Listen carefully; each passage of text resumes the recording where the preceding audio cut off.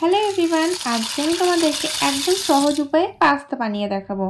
তার জন্য আমার যে যে ভেজিসগুলো লাগছে তার মধ্যে আছে ফুলকপি, গাজর, ক্যাপসিকাম, বাঁধাকপি যেটা একটু বড় সাইজ করে কেটে নিয়েছিলাম, পেঁয়াজ, আর যে দুটো মেন ইনগ্রিডিয়েন্ট মানে মাশরুম আর সুইট কর্ন।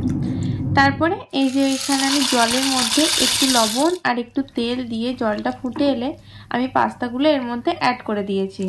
এবার তারপরে ওই সুইট কর্নগুলো এর মধ্যে অ্যাড করে দিলাম যাতে পাস্তার সাথে একসাথে বয়েল হয়ে যায়।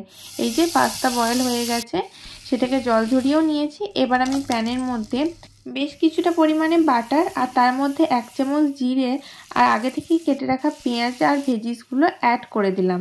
এবার সব কিছুকে আমি একসাথে প্রায় 3 থেকে 4 মিনিট মতো টাইম নিয়ে ভালোভাবে ভেজে নেব। তো চলো এবার এর মধ্যে আমি 1 চামচ মতো লবণ অ্যাড করে দিলাম যাতে ভেজিসগুলো খুব ভালোভাবে ভাজা হয়ে যায়। এরপরে এর মধ্যে বাঁধাকপি দিয়ে আবার 2 মিনিট ভেজে নেওয়ার পরে এর মধ্যে আমি 2টো ডিম অ্যাড করে দিলাম। এই সমস্ত সবজির সাথে আমি একসাথে ডিমগুলোকেও ভেজে নেব। 3 থেকে 4 মিনিট টাইম নিয়ে ডিমটাকে আমি ভেজে নিয়েছিলাম। আর তোমরা এখানে তোমাদের পছন্দ মতো সবজি অ্যাড করবে। তোমরা চাইলে কোনো সবজি স্কিপও করতে পারো, আবার অ্যাডও করতে পারো। তারপরে আর কি, তারপরে আগে থেকেই সিদ্ধ করে রাখা সুইট কর্ন আর পাস্তাটা দিয়ে এর সাথে ভালোভাবে মিক্স করে নিতে হবে। তো সস অ্যাড করার সময় আমি না ক্যামেরাটা অন করতেই ভুলে গিয়েছিলাম।